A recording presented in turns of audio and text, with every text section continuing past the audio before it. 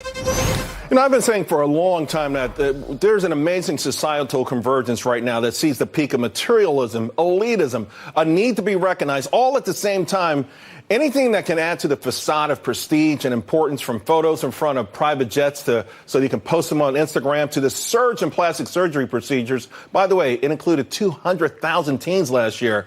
And now, well, parents have gotten involved in the action, which might explain their fixation on getting their children into Ivy League schools at any cost. I mean, let's face it, anyone can get a lift or a tuck, right? But consider this.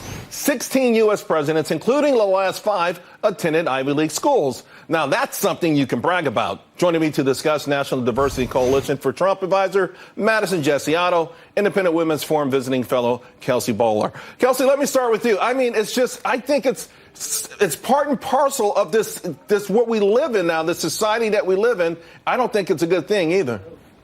Well, Charles, unfortunately, you're exactly right. Society has come to value shiny objects over substance. And in the case of colleges and higher education, that shiny object is simply the degree. They don't actually care about what students are learning when they go to college. Nobody seems to care that only 1 in 10 college professors maybe lean conservative. These schools have turned into a complete indoctrination factory, and taxpayers are on the hook for them.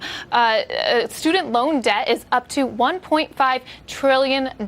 And this is rigged in favor of the elite. It's rigged in favor of celebrities. What happened in this case is absolutely unacceptable. But to be honest, this problem is more widespread than we even know it. Well, I think we are at the tip of the iceberg. And to your point, just this particular, what we know so far, the math comes out to at least $10 million that taxpayers are on the hook because of fraudulent claims on tax returns.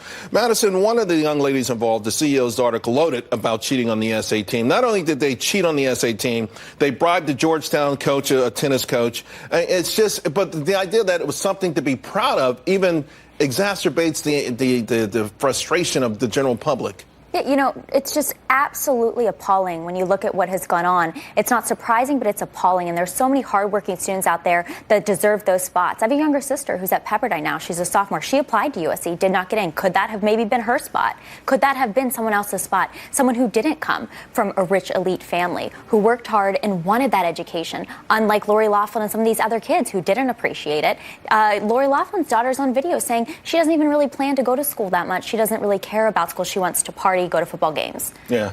I mean, yeah, there's a lot of kids like that out there that go to school and enjoy those experiences, but to take a spot fraudulently from someone who deserves it is not acceptable. And to your point, there's a report that she was actually on one of the major USC benefactors, his yacht, when the news broke, further, making people say, what the heck is going on? But to what degree do we owe this whole phenomenon to society, where people will rent a jet, for an hour, even though it doesn't take off, just so they can at least take pictures in front of it, sit inside of it, take photographs, and post it on Instagram. What degree does that play into it from the student's point? Because we know what drives some of these parents, but from the students who are willing to do this as well. Well, I think these type of things have gone on forever, but the difference now is the effect that social media has on young people and how this pushes them to want to climb that social ladder, to want to have these pictures, to want to look like they're doing X, Y, and Z instead of doing what's really important. And so I think I blame the parents here, because those are the people that are supposed to sit them down and say, hey, sweetheart, this is not what's important in life. Well, now we need someone to sit down, the parents. Ladies,